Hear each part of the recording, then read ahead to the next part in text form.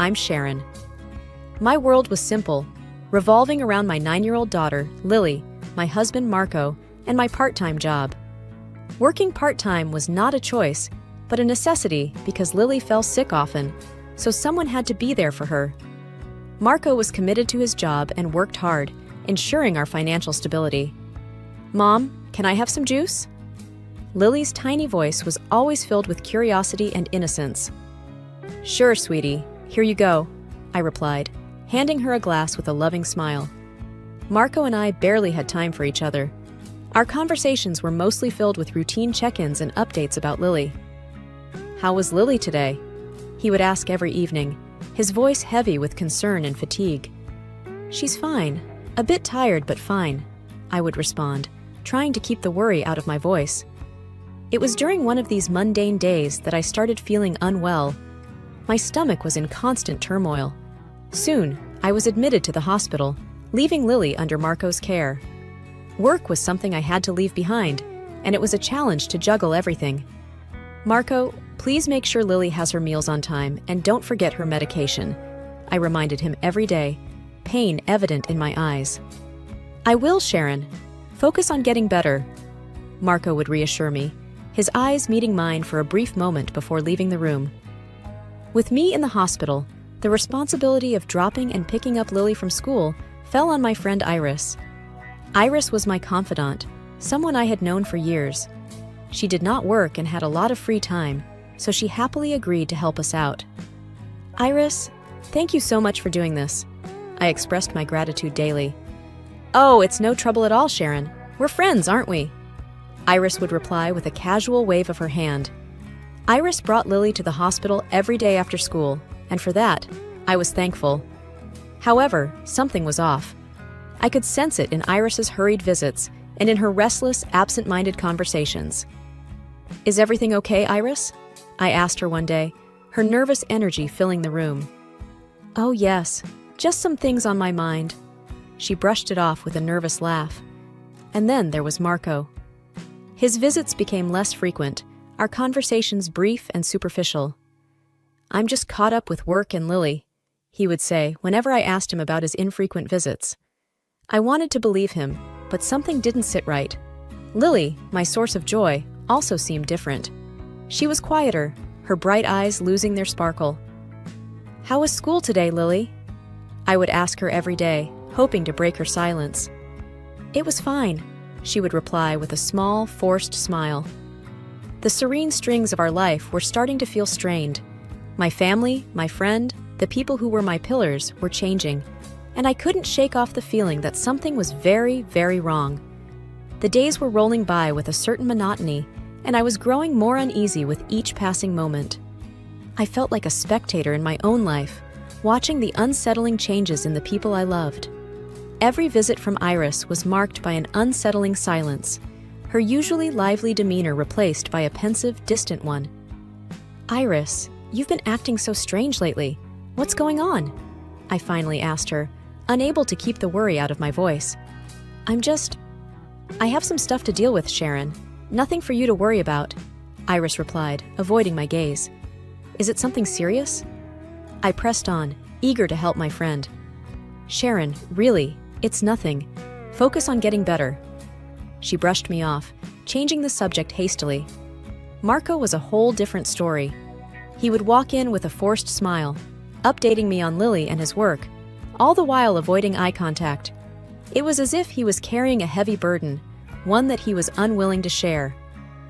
"Marco, is everything okay at home?" I asked him, the concern clear in my voice. "Everything is fine, Sharon. Just work is a bit stressful," he replied, his gaze fixed on the floor. "And Lily, is she okay? She's been so quiet lately," I prodded, my worry for Lily overpowering everything else. "She's just missing you," he responded, his voice flat. I tried talking to Lily too, to understand what was going on in her little mind. Every day, I would ask her about her day, about school, about her dad, and Iris. Her responses were always monosyllabic, her eyes never meeting mine. "Lily, sweetheart, is something bothering you? You can tell me anything, you know that, right?" I coaxed her gently. "I know, Mom, I'm just sad." she mumbled, playing with her fingers. Sad about what, sweetheart? Is it because I'm here in the hospital? I asked, my heart aching to see her so distraught. It's just, I don't like it when... She trailed off, tears brimming in her eyes. The unsettling silence was taking a toll on me. I felt helpless, confined to the hospital bed, unable to comfort my daughter, unable to help my friend, unable to confront my husband. One day, after another visit filled with silent glances and whispered secrets, I decided to question Lily a bit more. It was clear that something was bothering her, something more than just my hospitalization. Lily, you know you can tell me anything, right? I gently nudged as I held her little hands in mine. I know, Mom, she mumbled, her eyes filled with a secret pain. What's going on, sweetheart? Are Dad and Iris treating you well? I asked, my worry creeping into my voice. It's just... I see things, Mom, she replied, her voice barely above a whisper. What things, Lily? What have you seen? I urged her, my heartbeat quickening. I have videos, Mom, of Dad and Iris. They laugh a lot. They look happy, she confessed, her eyes filling with tears. Videos? What do you mean, Lily? I asked, my heart sinking. She hesitantly handed over her little tablet, her hands shaking. What I saw on that screen broke my heart into a million pieces. It was Marco and Iris, laughing, sharing private jokes, looking like a couple. The pain was unbearable, the betrayal cutting deep. I'm so sorry, Mom. I didn't know what to do, Lily sobbed, clinging to me. Oh, Lily, this isn't your fault, sweetheart, I comforted her, my own tears falling freely. But the pain didn't stop there. Lily, with her innocent eyes clouded with tears, told me more.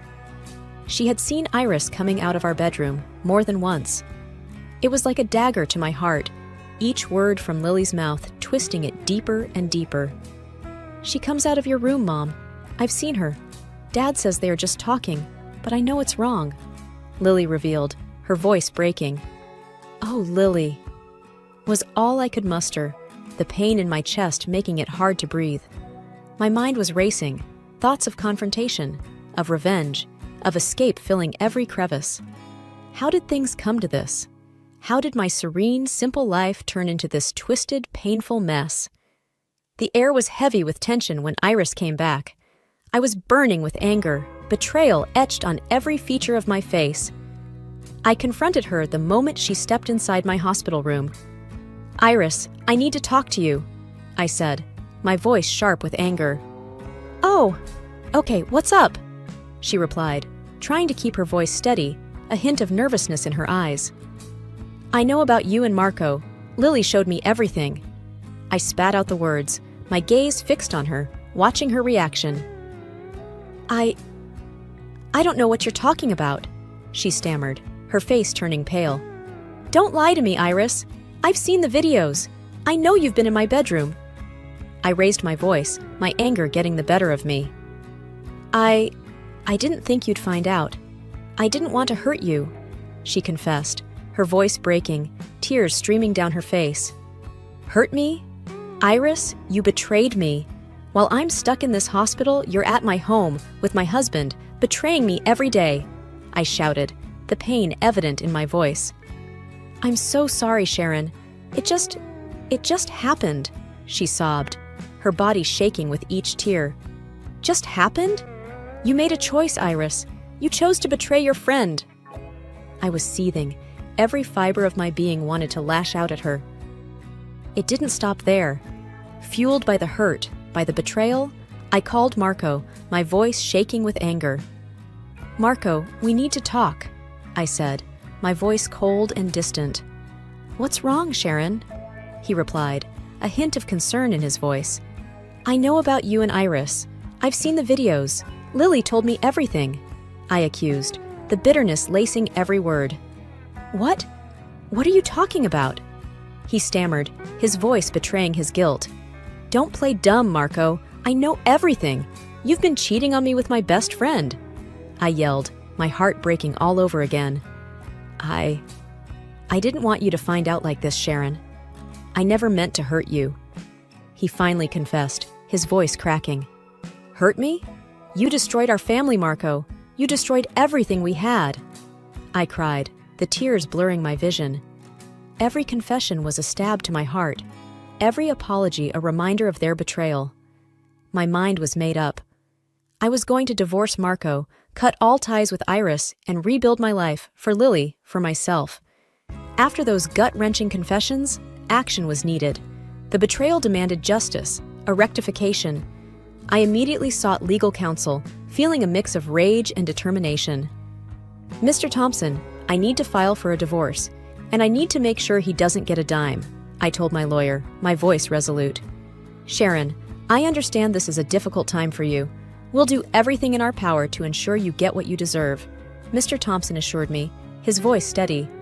Thank you. I want full custody of Lily, and I want alimony. He destroyed our family. He doesn't get to walk away unscathed, I responded, my tone icy.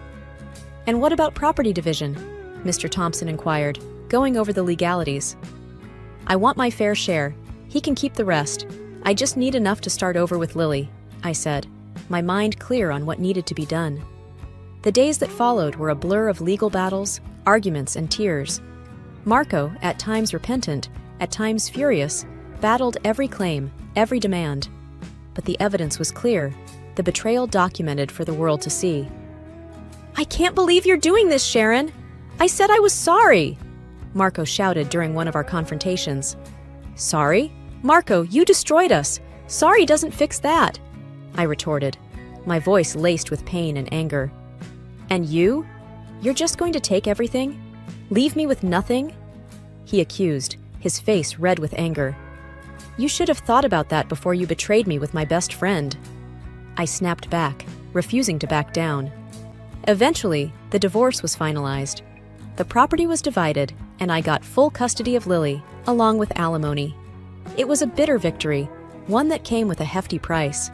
Iris and Marco got married not long after, starting their life on the ruins of mine. But their life was far from the idyllic start they imagined. Their relationship was tainted by constant fights, the trust non-existent. One day, I received a call that Marco had been arrested for domestic violence. Iris, once my best friend, was now a battered wife, a victim of her choices. I never thought he could do something like this, Sharon. Iris cried to me over the phone one day, her voice broken. Iris, you chose this. You chose him over our friendship, I replied coldly, feeling no sympathy for her. I know, and I regret it every day, she sobbed, her tears a stark reminder of her betrayal. Despite the pain, the betrayal, I had Lily.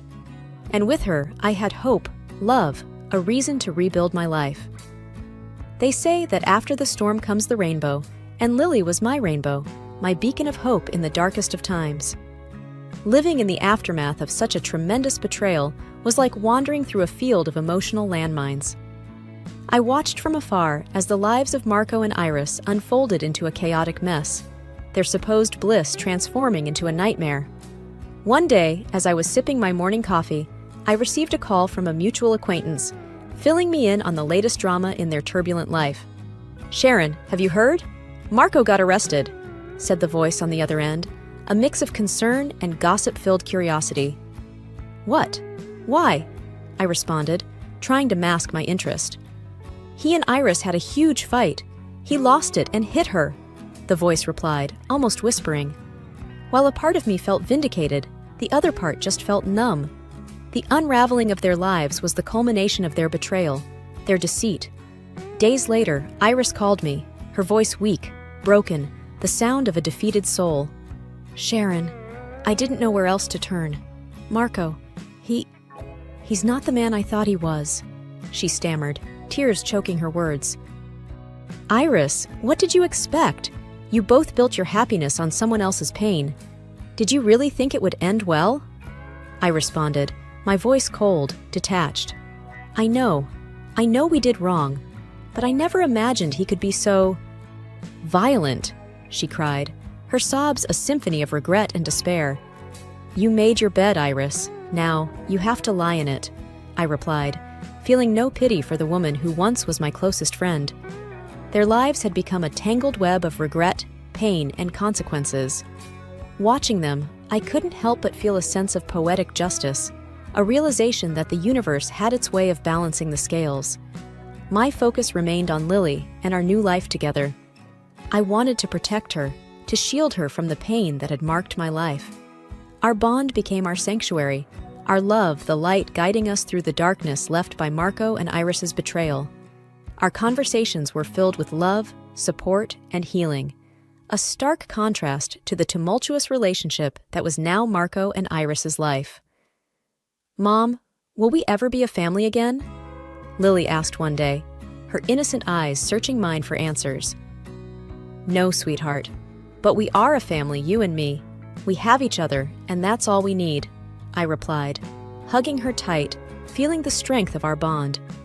The unraveling of lives around us served as a constant reminder of the pain of betrayal, but also as a beacon of hope, of strength. It was a painful journey, but it was our journey, a path leading us to healing, to rediscovery, to a life filled with love and hope. The dust had settled, the storm had passed, but life had to go on. It was just me and Lily now, a team, our bond stronger than ever. We had each other, and that was our strength, our solace.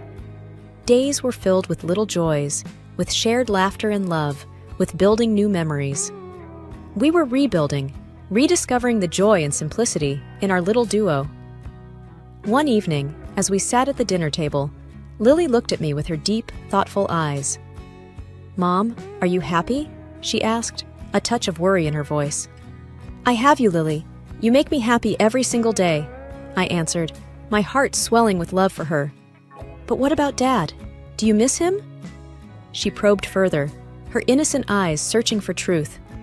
"I miss what we had, what I thought we had, but we are better off without him, without the lies and the pain," I replied, trying to reassure her. "And Iris? Do you miss her?" Lily asked, her voice softer. "I miss my friend, but the Iris who was my friend doesn't exist anymore. She chose to hurt us, and I can't forget that," I said, my voice firm but gentle. "But we're okay, just the two of us, right?" she inquired, needing the reassurance. "We're more than okay, sweetie. We have each other, and that's all we need," I affirmed, reaching out to hold her hand. Our life was a reflection of our resilience, of our love. We found joy in each other, in our shared experiences, in our journey of healing and growing. We didn't need the shadows of the past haunting us, defining us. We were a mother and a daughter, a team, a family. Days were not without their challenges, but we faced them together. Our bond was our anchor, our shelter from the storms of life. "Mom, I love you. You're the best mom in the whole wide world," Lily would say, wrapping her little arms around me. "And I love you, Lily. You're the best daughter a mom could ever wish for," I would reply, hugging her back, feeling the warmth of her love. As time rolled on, healing began to seep into the cracks that the pain had left in our lives. It was a gradual process, like the slow blooming of a flower after the storm. Life, with its myriad of colors, began to unfold anew for Lily and me.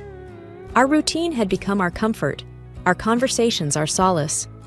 We didn't look back, but forward to new days, to fresh starts. We were a little family, filled with love, with shared smiles and shared tears. One sunny afternoon, as we were strolling in the park, Lily's face lit up with a thought. "Mom, can we get a dog? You know, a fluffy one, with big eyes and a waggy tail?" Lily asked, her eyes sparkling with excitement. "A dog, huh? Are you ready for the responsibility, Lily? A dog needs a lot of love and care," I said, smiling at her enthusiasm. "I promise, Mom, I will feed him and walk him and love him every single day," Lily pleaded, her eyes wide with hope. "I think we can consider it. We could use some more love in our lives," I conceded, her joy infectious. Our journey was a constant evolution, a story of rediscovering happiness, of learning to love life again. We embraced the change, the chance to write a new chapter in our lives, one filled with hope and happiness. Our shared experiences had shaped us, had molded us into stronger, more resilient individuals. We had learned the value of truth, of love, of trust. "Mom, I think we should name him Buddy. What do you think?" Lily suggested, her mind already painting a picture of our future furry friend. I think Buddy sounds like a wonderful name. He will be our little companion, our little buddy, I agreed, imagining the joy a new friend would bring to our lives. It was a new beginning, a chance to rebuild, to create new memories, to find joy in the little things. We had each other, and that was our greatest strength, our greatest treasure. Our story was not one of loss, but of gain, not one of pain, but of healing. We had found redemption in each other, in our love. We were ready for the future, for the new adventures it would bring, for the new lessons it would teach. As we walked hand in hand, the sun setting in the horizon, painting the sky with shades of orange and pink, I felt a sense of peace, a sense of completion. Mom, I'm glad it's just you and me. We're happy, aren't we? Lily asked, squeezing my hand. Yes, sweetie, we are. We have each other, and that's all the happiness we need, I replied, squeezing her hand back. It was a journey of redemption, of new beginnings, a journey of a mother and a daughter finding their way back to happiness, back to love. The past was behind us, the future ahead, bright and promising, like the dawn of a new day.